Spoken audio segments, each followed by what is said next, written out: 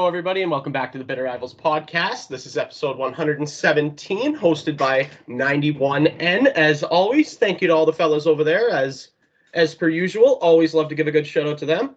I am your host, Avery, along with co-host Gitano Gallo. It's been a couple weeks since we had an episode. My mother's birthday was last weekend. I apologize for not putting out a little statement on that, why we didn't have an episode last week. We will be trying to get back to regular scheduled programming here once a week, especially as we kind of move into the playoff push, which will be very fun for some people, not so fun for others. But yeah, I think we all know where we're going to start here. And it's number 34. That guy is playing on a different... He's playing a different game right now, it seems. Everything he puts on net is going in. He's scoring from everywhere. He's scoring on rushes up the center of the ice. He's scoring on one-timers from the fucking goal line. He's scoring from everywhere, and it's incredible. You know, when you think about the greatest goal scorers of all time, and I'm not saying he is yet. I think he will get there. I'm not saying he's there yet as greatest goal scorer of all time. But when you think about them, you think about guys like Alex Ovechkin, who's got that one T from the top corner, and that's pretty much how he scored of the 840-odd goals that he's... No, he doesn't have that many yet, does he? 840? I think Gretzky's 894, and needs like 60 or something to catch up. Is that correct? He currently has 838. Dude, I was pretty close, 840-something. That was a guess, right off the top of the noggin there. And he's only 56 behind Mr. Gretzky. Okay, so yeah, and he's gone on a scoring streak lately, other than last night, which, by the way, Cosmo and Marissa Martello were at that hockey game last night watching watching the Florida Panthers versus the Washington Capitals, so that was good for them. Shout out to them. But yeah, he's been on a little bit of a tirade lately, scoring some goals. I'm gonna give the Habs credit for this because he was on a terrible goalless drought until he played the Habs and then scored, I think, 2 against us. And then he's just kind of been scoring for fun since. So you're welcome, Hockey World. You're welcome, Hockey World here. I'm just pulling up his NHL Edge page, which is something that I've been using lately to look at stats for different players. I don't know if you have. I've not used it yet, but I have seen the commercials for it, and it looks pretty interesting. Yeah, there's some pretty interesting stuff going on here. I was looking at Auston Matthews' Edge page, and he's just everywhere, man. He's just doing everything right. And some people will argue this, but he's also playing Selke-like defense. Like, truly. Like, out there against the best players every night and shutting them down. Like, especially this last 7-game streak that we've been on. I'm not going to lie to you. Like, last night was a little bit squirrely for a few seconds there against Colorado, which is bound to happen. Colorado's a good hockey team, like Stanley Cup champion hockey team, very good hockey team, right? But it just seems like this 7-game stretch, it seems like the best team hockey I've seen this team play, like, in as long as I can remember. Like, and it started with the Morgan Riley suspension. And then Auston Matthews put the team on his back, and they played tight defense, and they made simple plays instead of trying to do too much, and they got goaltending. And all of those things together have culminated in this just cohesive unit of a hockey team that works together and wins hockey games. And, like, decisively wins hockey games. And I get it. Some of the competition wasn't too great. There was Arizona in there, Anaheim. Like, there were some pretty not good hockey teams. I understand that. But they still... Like, the Leafs are notorious for shitting the bed against not good hockey teams. So for them to lock it down like that, especially with their number 1 defenseman out for the 5 games, he's come back and they've won 2 with him now. But it's great. Like, it's unreal. And I don't remember the exact number, but their record without Morgan Riley in the last 2 seasons is, like, outrageous. Like record-setting pace without Morgan Riley. It's wild. Because he's our number 1 D-man. Like, and obviously, like, we know that the team is better with Morgan Riley on it. Like, we understand that, yes. But just, it's hard not to notice, you know, when you look at the numbers. I think they're like 28, 4-1 or something without him. Like, it's absurd. Like, I don't even know how to make sense. Yeah. But it is. Back to the main point here, though, and that's Auston Matthews. This guy Now, I believe he's played his 56th game, and he's got 52 goals in 56 games. He's on pace for, didn't score last night. He was on pace for 76 prior to last night. I assume he's on pace for 74, 75 now. I want to say that again. Auston Matthews is on pace for 74, 75 goals right now. Just like, that's just insane. Again, many say Alex Ovechkin is the greatest goal scorer of all time. And I get it. Errors are different, blah, blah, blah, blah, blah. Best season was 65. Like, I don't know. Here's the thing. I'm still, if you ask me like prime Ovi or prime Matthews, I'm still taking prime Ovi. I'm taking Matthews, and for the simple reason that it's not just the 1T on the power play. It's not Here's just the thing, is 1T from the top corner. But the thing is, like, Ovi's that 1T from the fucking top of the circle there. You know it's coming. You know that's the only fucking thing he's not the only thing he's got, but you know that's most of those 834 goals. And he still does it. It doesn't matter. You put 2 guys on him, he still is gonna rip it top cheddar. You put 3 guys on him, doesn't matter. He's still gonna fucking rip it top cheddar.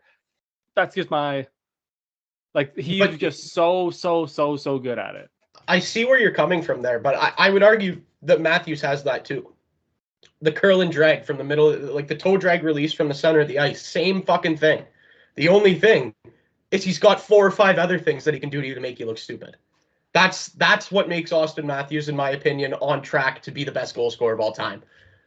Is just he can beat you every which way and clean. Like, he can beat you clean every which way. And here's the thing about Auston Matthews in this year. He's on pace for 74, 75. Do I think he gets there? Probably not. Not going to lie to you. I think he probably cools off a little bit. He didn't score last night. I imagine he finishes somewhere between 65 and 70. That would be where I would guess. I would put him at. Here's the thing. He's shooting 24% right now. That is incredible. Also unsustainable. I think. That's exactly. There's no way that holds up. If he shoots 24% for the rest of the season, I'm sorry. That's the greatest goal scoring season of all time. If he shoots 24% for the rest of the season and finishes with like 75, 76 goals, that's the greatest goal scoring season of all time, and it's not even questionable. No. What's the all-time goal scoring record in a season? 92 and 81-82 from Gretzky when he had 242 points. Fucking hell. Okay. Yeah. But here's the thing. I think Gitano. I think a lot of times happening in stocker debates where you just kind of exclude Messi and Ronaldo because you're just like, hey, nobody else is near them. Who's I think you look at the Gretzky the same way, where you go, the best goal scoring season is going to be Gretzky, the best point streak's Gretzky, the best everything's Gretzky, the best besides Gretzky. I think you would have a case. See, I just the reason I argue that is simply because you have to adjust for era. You have to adjust for era. Right, and I don't know the exact, I'm sure I could even find it here on NHL Edge and look up what the era adjusted goals is for Gretzky. Actually, I am going to do that. Era adjusted goals, Wayne Gretzky. And I just want to clear up, this is not a plug for NHL Edge. This is just us using it as a tool. We're not getting paid for this. This is not a plug. But I mean, if NHL wants to give us money to do this, we will sell out for it. Yes. Okay. So era adjusted goals, I don't have it for that one season, but just to give you a little bit of how this kind of works, he's got 894 goals all time, and his era adjusted goals would be 758.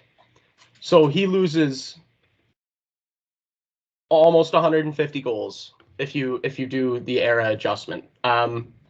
Whereas you talk about a guy like Alex Ovechkin, who's got 822 goals, his era adjusted goals would be 924.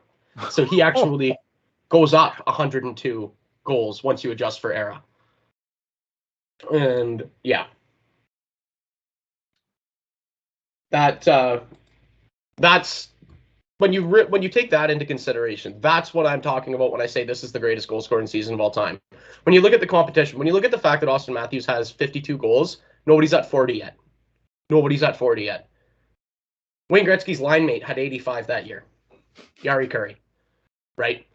That's Yari Curry was not a fucking bum, Avery. Yari Curry was also a fucking all-star and Hall of I Famer. understand Like, that. No, I'm not saying that. I'm not saying that he wasn't. I'm just saying that Yari Curry. Are you going to say that Yari Curry had a better goal scoring season that season than Auston Matthews did this year, or is this year? It's not over yet. I mean, I'd have to look at all of like the numbers a little better than that, but I like if when you say what is the best goal scoring season, the first thing I'm thinking is just straight totals. Like that's you can kind of pick through it after and like dissect it a little bit, but like straight goals is what I mostly would look at. Or like, and then probably after that, like goals per game. Like if someone played, only 60 games but put up 50 goals, like that's an incredible goal scoring season, like Matthews in the lockout year, or not the lockout year, the COVID bubble year. Like that was an incredible goal scoring season as well. Yeah, well, just looking here. Yeah, man, like this guy is just on a tear. I 500, like I'm just looking at his career numbers here. 537 games played, 619 points, 351 goals. Like 59 game-winning goals in his career, this guy. That is actually ridiculous. Like, come on, man. It's just and he had some slow stretches, like he really did this year. I believe the other number that is gonna be nuts to you is he's got 36 in his last 32. And I think before that he went like a 9-game streak with only scoring 1 goal. But since I believe the date is December 2nd, this guy has just been like, it's a disappointment if he only scores 1. Like it really like at is. the start of the season, it was like hat tricks or nothing for him, right? He went hat trick, nothing, and then I think he scored another hat trick. Yeah, so it was like literally it was hat tricks or nothing. Yeah. Speaking of hat tricks, another that's been a theme in Toronto for the past couple of weeks is hat tricks too. Matthews had one, McMahon had one last night. Bertuzzi had a hat trick. It was his birthday last night, by the way, so it was a that's a nice birthday. One. Anyway, Bobby McMahon, that guy has come into this lineup. Started on the 4th line. He's moved up to the 3rd line. He's actually got John Tavares as a centerman now with Nick Robertson on the other wing. They've moved. Your 2nd line center then? Max Domi is playing with Nylander and Bertuzzi. And then Marner, Matthews, and Nyes. And then I believe our 4th line right now is Kampf, Reeves, and Holmberg. Yarncroke is out with injury still. So when he comes back in, things are going to be a little bit shifty. I honestly, it sucks to say Kampf has not been good. So I can see him coming out of the lineup. Reeves has been okay. Like over the past week and a half, 2 weeks, he's actually served his purpose. He's been in people's faces. He's finishing checks. He doesn't seem to give up on pucks like he was at the beginning of the year. Maybe it seems like he's gained a step, maybe, which is good to see. I guess probably sitting for a few games kind of makes you realize you got to do something. But Holmberg's probably going to be the one who ends up sitting.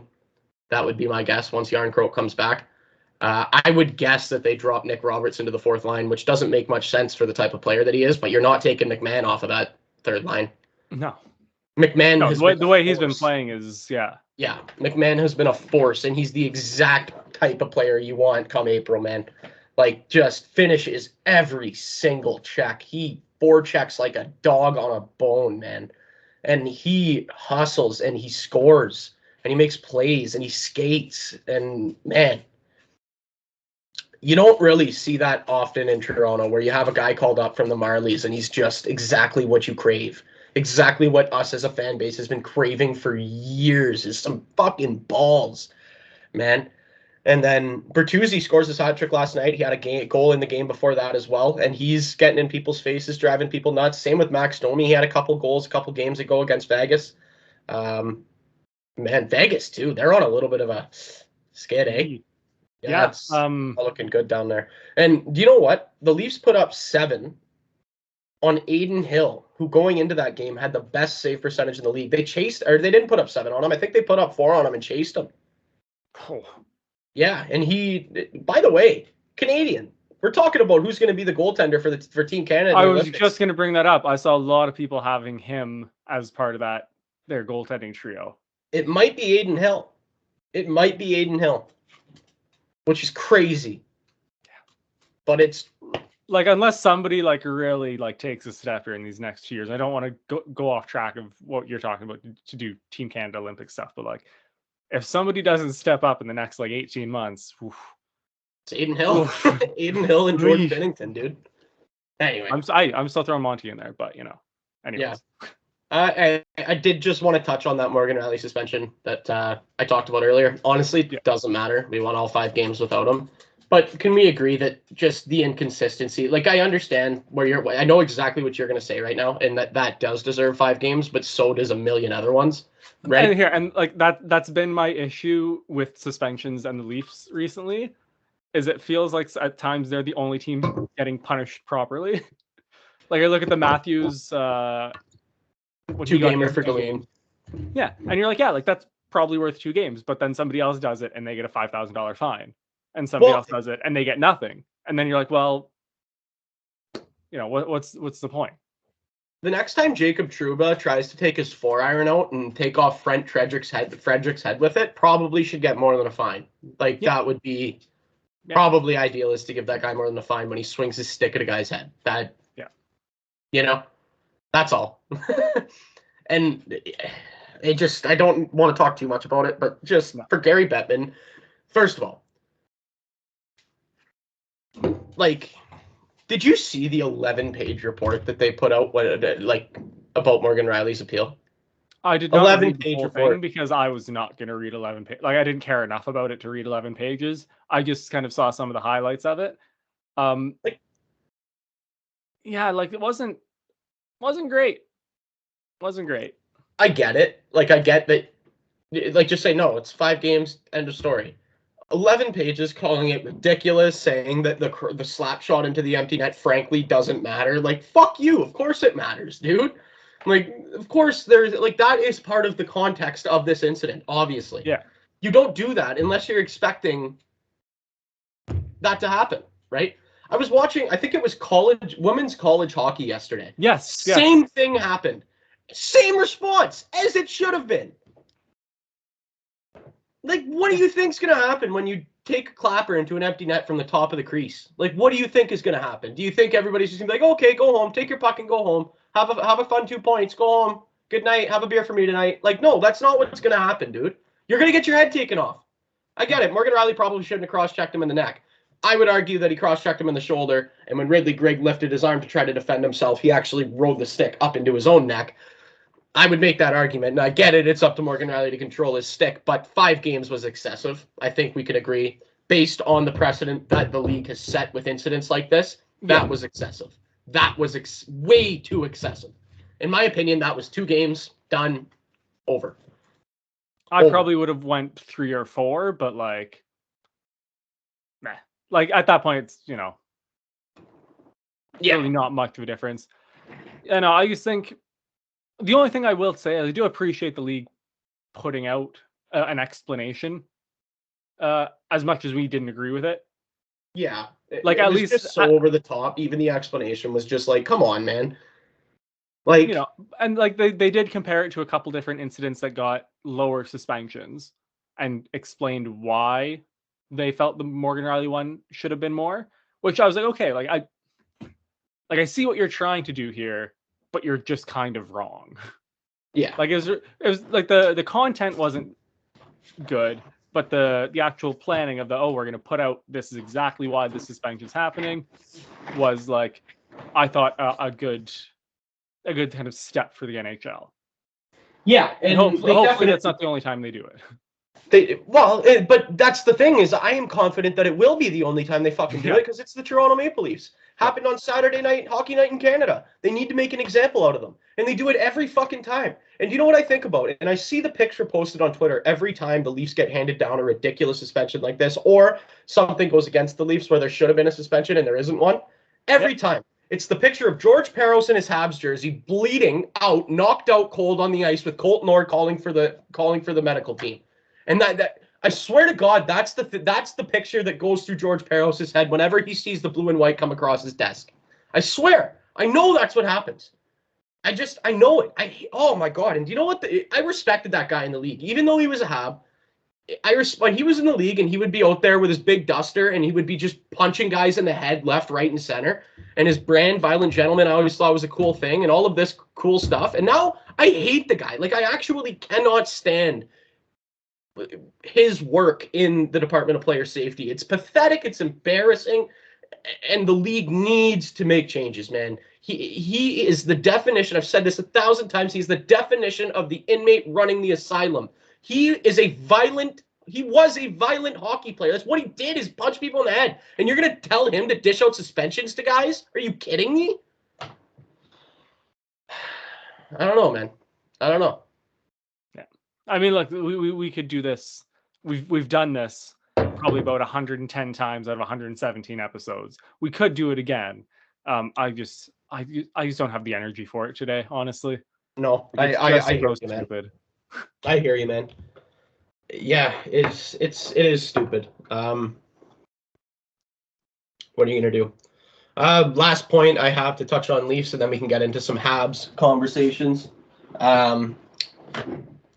So a lot of talk about what this team's going to do at the deadline. Obviously, we're not going to talk too much about the deadline today, as we have an episode next week before the deadline.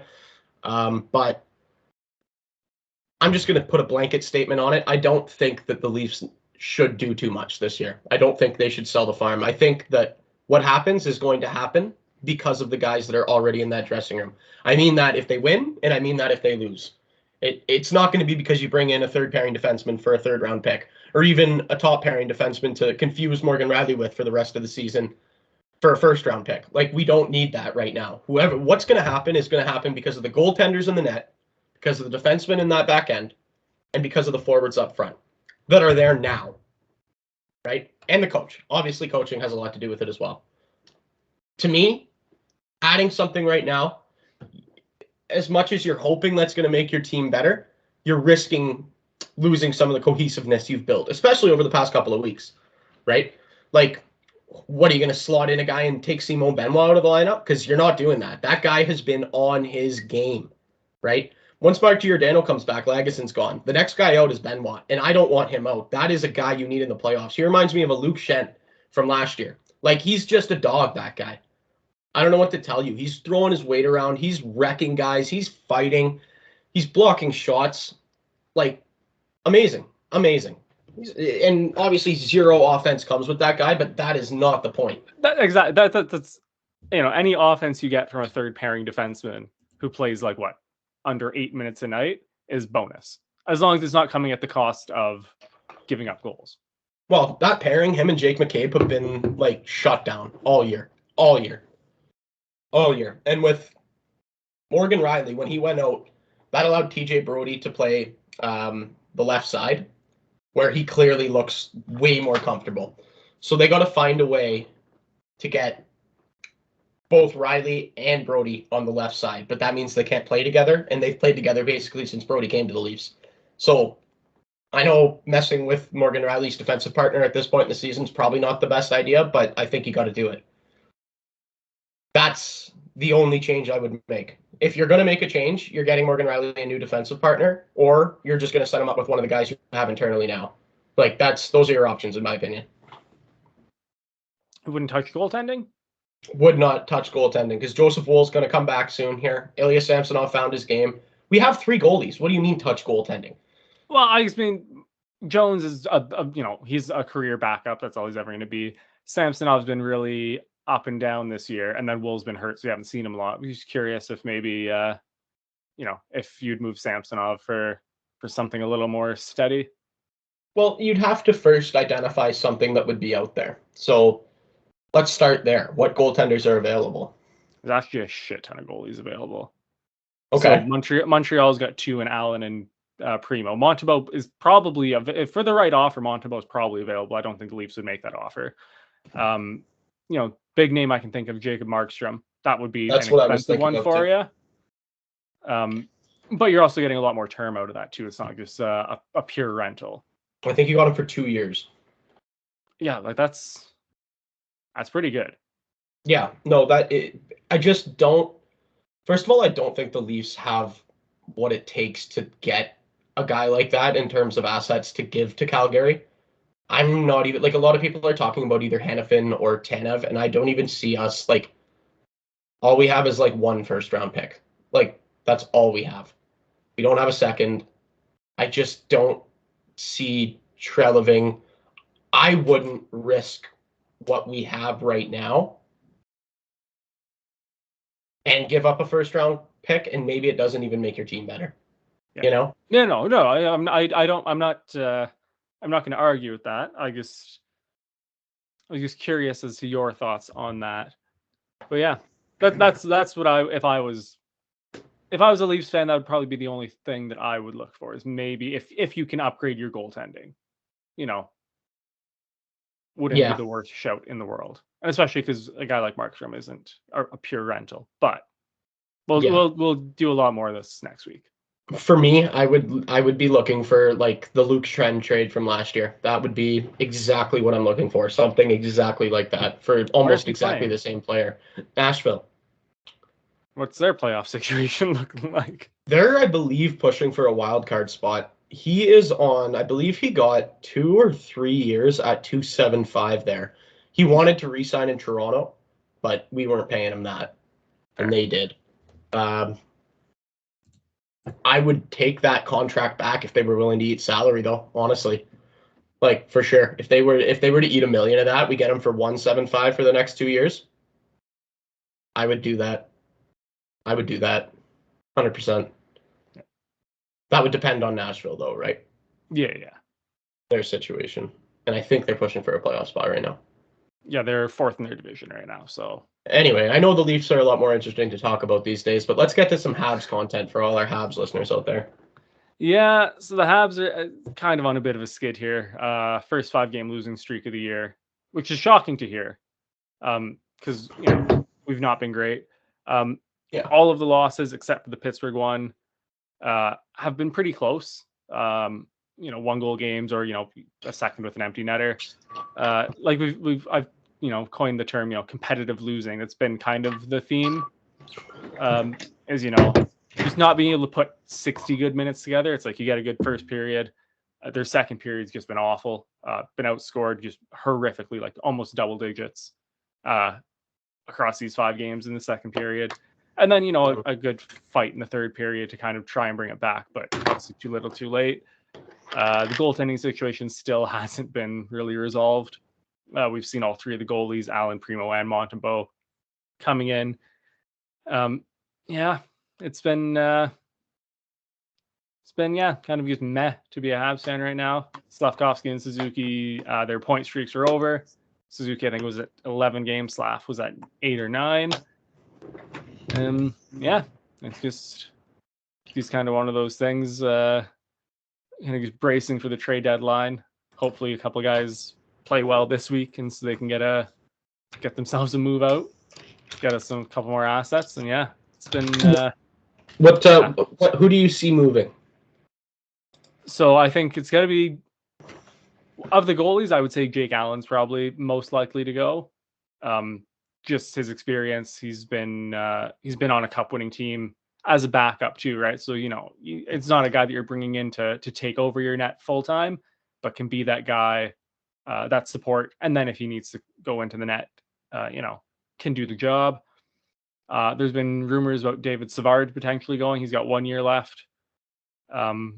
Obviously, he's one of those guys that and Kent Hughes, his whole kind of philosophy has been like, we'll trade anyone for the right offer, but we're not going to accept offers for the sake of accepting offers. You know what I mean? Like, we have no reason to get rid of a guy like David Savard, but if a team wants to put in an offer worth, Kent Hughes' time, then yeah, they can make a deal there. Yoel Armia has actually been playing pretty decently the last couple months. I know we've talked about him where he's just I described him as just completely uninterested in playing hockey at times.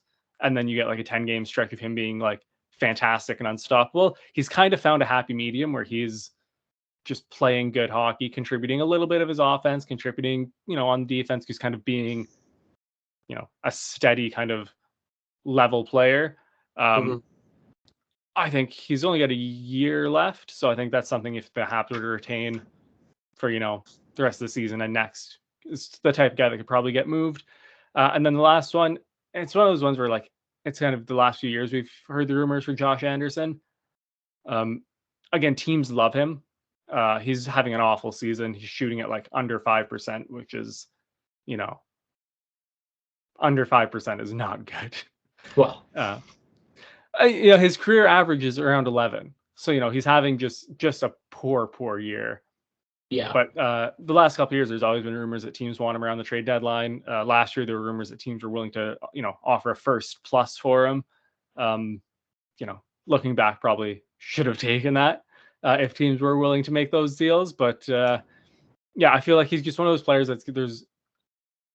there's just always going to be rumors about teams wanting him because the style of hockey he plays. I just, if we can get a good offer for him, I'm not against seeing him leave. What's his contract look like? Contract situation is a little rough. Let me just pull it up here. If I'm remembering correctly, he's on like 5. And I know there's some term on it as well. 5.5, and the last season of it is 26-27. Okay, so 3 years after this one. Yeah. Yeah. Yeah. He is right. Yeah, that's but again, like teams have been interested. So again, whether they're fully interested anymore or what that situation would look like now is obviously different. But teams at points were willing to work with that 5.5, whether it was partially retained at like 50% or get a third team involved to bring it down to 25%. Like, man, this guy's got 16 points in 54 games, and he makes $5.5 million. Nobody wants that. Nobody wants that. You guys would have to retain probably more than 50% of that, even to talk to teams about moving that out.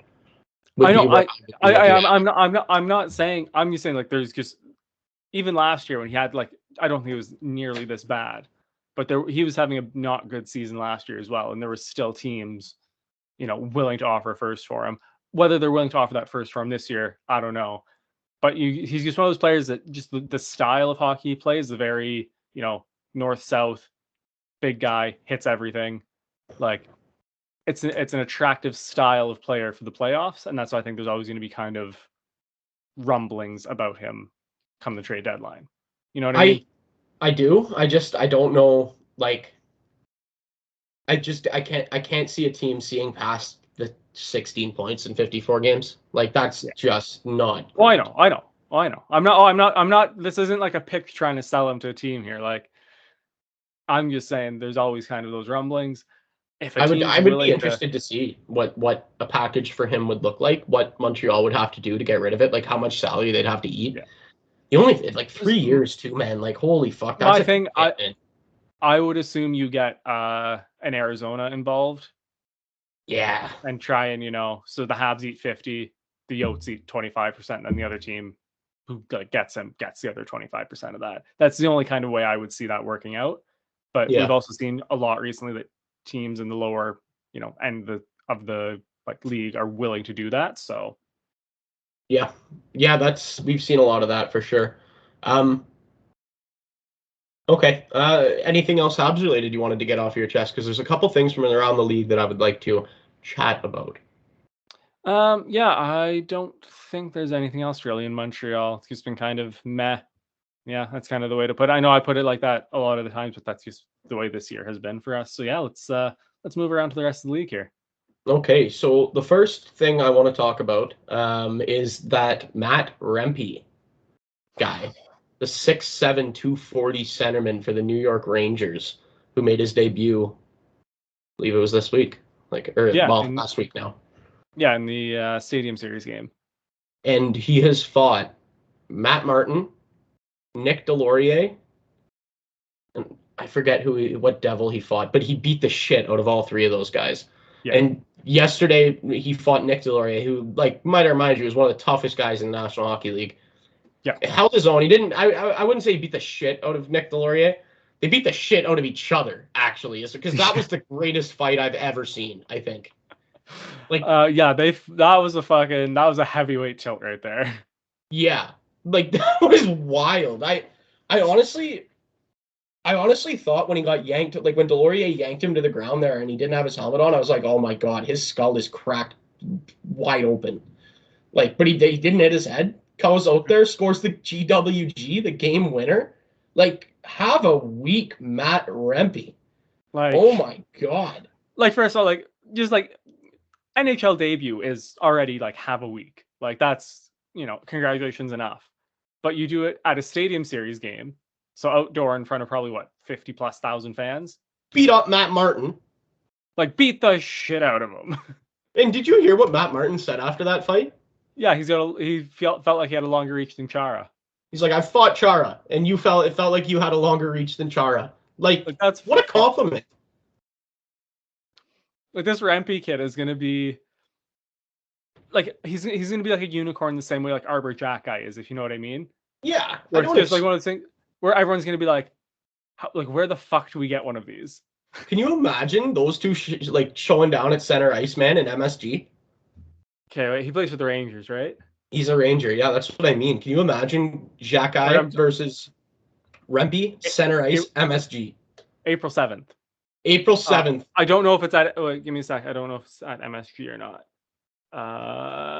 Yeah, it's gonna be at MSG. April 7th. That would be like, dude. That would be like Tyson and fucking Fury and Ngannou. Yeah, like, dude. Yeah. No, and I don't expect the guy's production to like be crazy. Like, I don't think he's supposed to be that offensively gifted of a player. He did score the game-winning goal. It was a very lucky goal. It basically hit off his skate and went in. But I mean, doesn't matter. He's just out there. Did you see the hit he fucking threw on Nathan Bastian too? Bro, like, this kid is going to be the bane of like our existence as Eastern Conference fans.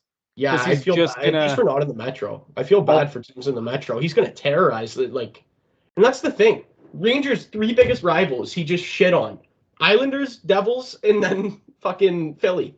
Like, you just shit on all 3 of those teams. I was unreal. Like, have a week, kid. Like, just round of applause. Good for you. Like, I wish that was me so bad.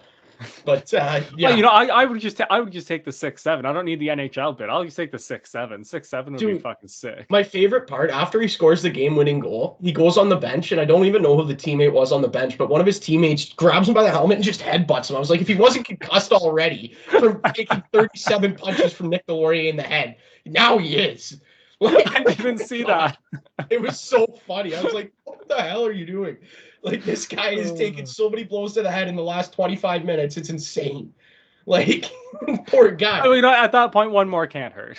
Years off of his life. Like, oh my God. So yeah, I definitely wanted to give a shout out to that kid because he's been a wrecking ball, and it's been really, really fun to watch. The other thing I wanted to talk about was how the Arizona Coyotes continue to embarrass themselves. Like, they had a reporter, Craig Morgan. He's a reporter down in Arizona, and he was talking about their gates and how they had $4 million gates this year, and he was actually bragging about it. And then the Arizona Coyotes actual account, like, quote tweeted it, and like they were bragging about this, and they were talking about how they had gates that went over $1 million, and they were for the Habs, the Leafs, the Rangers, and the Blackhawks. Like, those were the games. Everyone went for a golf trip and decided to see a hockey game as well. Yeah. It's just like, dude, you're embarrassing yourself. Like, you're really, no wonder you're filling your barn more than you were last year. There's 5,000 seats, man. Yeah. Like, do you not understand how, like, they're actually talking about how they think it's going well. Like, they think that being at Mullet Arena has actually been really good for them. That's embarrassing, dude. That's embarrassing. By the way, Craig Morgan, the reporter I'm talking about, he always also does ASU. Same rink, right? Might as well just stay there. Might as well just get an apartment at the fucking rink. Because, like, it's so bad for the league. It's so bad for the league and embarrassing. Like, it makes the league feel like a joke when people turn on the TV and there's a different camera angle and everything's smaller and everything's louder. And especially when the Leafs are in there and you got 5,000 blue and white jerseys in the stands and not one black and burgundy one. Like, it's games are the exact same. Yep. It's so embarrassing. It's so embarrassing. Like, it's funny when we go to Vancouver and the same thing happens. It's funny when we go to these stadiums with 20,000 people and you have dueling Leafs fans versus Vancouver fans. But when you go to Arizona and it's just blue and white, like, that's it. The only Arizona fan in the building is fucking Auston Matthews. Like, what are we doing here?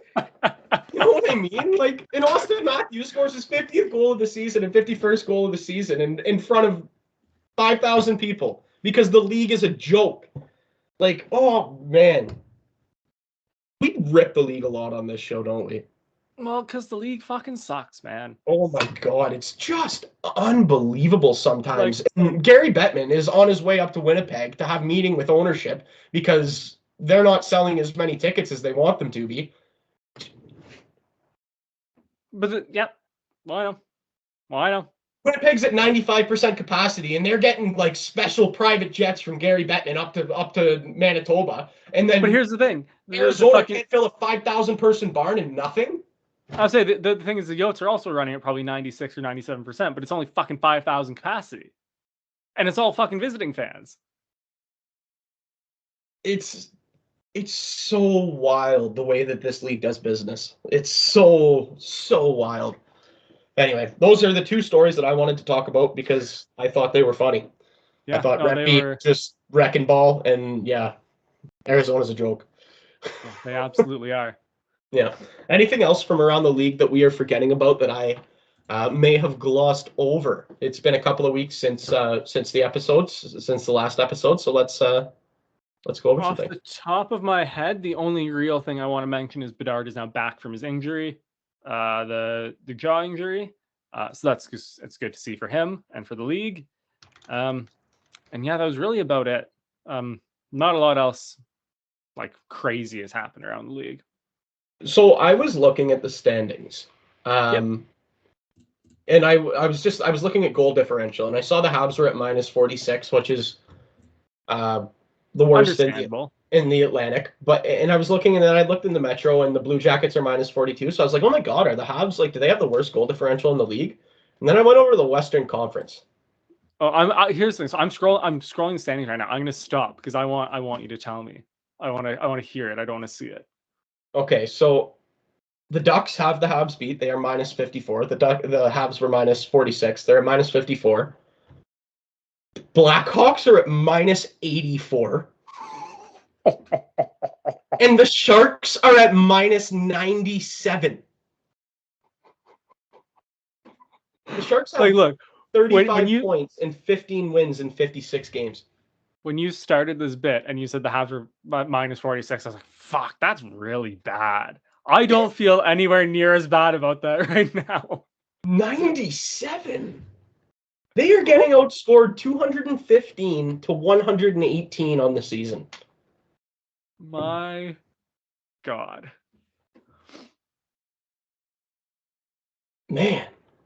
Like that's crazy. Like, I'm looking at the Habs -56. Like 163 goals is like, that's all right. I'm okay with that. For what the Habs are, like, I'm okay with that. Giving up 209 is, Yeah. But like, fuck me. 97. Jesus Christ. Yeah, man. You know who's just fucking awful. You know who's like, I'm just looking at these standings. Did you know the Rangers were on a 10-game fucking winning streak? I didn't realize it was at 10, but when they beat the Habs last week, I knew it was part of a little bit of a run. I didn't realize it had hit 10 though. Dude, it's the Rempe effect, I'm telling you. It's the Rempe effect. But yeah, no, and then Preds are on a streak right now. They got 4 in a row. Flames are kind of coming back into things. The Oilers have lost 3, the Golden Knights have lost 3 in a row, and the Flames have won 3 in a row, so they're making up some ground there. The Leafs hold the second largest winning streak in the league right now at 7. And that is since that lost game against Ottawa where Morgan Rielly took the suspension, man. So I really hope that they can keep this going. Like I said, this 7 games, minus a few hiccups last night, have been probably the best 7-game stretch I've seen them play, definitely this year, maybe over the past few. So I just hope they can keep that going. I don't want them to change too much, because when you start changing things, that's when you start running into problems, man. And especially when you have a team playing this well together right now. The power play looks good. The penalty kill looks good. 5-on-5, they look good. The new lines look good. Like, Max Domi just seems to be able to. He's more. I get it. He's not as talented of a hockey player as John Tavares, but he's more Nylander's speed, if you know what I'm saying. Oh man, Domi is fucking. So when he first came to Montreal, I thought him and Drouin would fucking click, because I was like, there's just Domi just like he gets it. Like he's not the skillful guy, but he understands how to complement the skillful guys really well. Yeah. Yeah, and him, Bertuzzi, and Nylander seems to be doing well. John Tavares scored a goal at 5-on-5 for the first time in like a month and a half the other day. And it was partially due to the play of his line mates, Bobby McMahon and Nick Robertson, man. And I think that those two guys can learn a lot from John Tavares on that third line. I think that's probably where he should be. And I know it's not the best to have an $11 million player playing on your third line, but sometimes you just got to balance it out and accept it, man. Like, he had all year on the second line to show us that he could do something, and he just couldn't. So stop torturing Nylander and Bertuzzi. Give them someone with a little more speed. Pace. Yeah. There was a conversation that they were having on Overdrive the other day too about Domi and Tavares, where Brian Hayes had said he thought Domi had better vision than Tavares. And Mike Johnson was like, "Are you crazy? Like, have you lost it, Hayes?" He may have better vision. He just might not have the ability to put the puck in that area. You know what I mean? Yeah, like John Tavares is an 11, maybe not anymore. And we got a good 5 years out of that contract. Let's be very clear. And we talked about it when we signed that contract. Like, me and you working at Little Caesars had the conversation. 5 good years out of that, and I'm happy. And we got 5 good years out of that. We got this year and next year at 11 mil. We know they're probably not going to. He's not going to play up to the $11 million price tag, but we weren't expecting him to in year 6 and 7, right? Like, you can't expect him to in year 6 and 7. So it's time. It's time for him to move down the lineup a little bit. And yeah, I think that's fair to everybody, and I think that's going to be how this team moves forward, and I'm happy to see it. So speaking of moving forward, what do the Leafs have coming up this week? So I know we play Vegas on Tuesday in Toronto, first home game in a few. Let me look. All right. While you pull this up, I'll do the Habs quick, because we only have 3 games. So we have Run through the it. Coyotes in Montreal on Tuesday, and then we go to Florida to play the Panthers on Thursday and the Lightning on Saturday. Okay, so we have a couple of Western Conference teams, couple of So yeah, we have the Vegas Golden Knights, couple of Pacific Division teams. Golden Knights at home Tuesday, 7:00. Thursday we play the Coyotes. So thank God we're not in their barn again. And then we host the Red Hot Rangers Saturday night, Hockey Night in Canada at the Scotiabank Arena. Yeah. Rempe Reeves? Rempe Reeves, sounds like it. Yeah. And actually the next week, dude, listen to the next week. Monday, Bruins Leafs. Wednesday, Sabres Leafs. Next day, Thursday, Leafs Bruins again. And then do you see what's on that Saturday as well? Is it Leafs Habs? It is Leafs Habs on the Saturday. Oh, buddy, you're coming over. That's first of all, like, that's a week for the Leafs. The Bruins twice, a 4-game week. The Sabres and Canadians, like, those are probably 3 of your biggest 5 rivals. Yeah, for sure. Just leaving out like Ottawa. Yeah, basically. That's pretty much it. That's the schedulers were just like, nah, fuck the Leafs start to March. Fuck them. Yeah, seriously, what the hell? Like, oh my God. That's ruthless. But yeah, so next game is on Tuesday against the Golden Knights. We kind of made quick work of them last game, so they'll probably be coming out flying. That'll be a tough one, I think. But big win last night, and pretty sure that's all I have for this episode of the Bitter Rivals podcast. Anything else you would like to get off your chest, Gitano? No, I don't think so. The Hounds have been kind of meh. The Habs have been kind of meh. That's kind of it. All right. Thank you, everybody, to listening to this episode of Bitter Rivals podcast. Signing off is your host, Avery, along with co-host Gitano Gallo. Thank you to 91N again one more time for hosting us on all of your platforms. And we will talk to you next week before the trade deadline. Happy Sunday.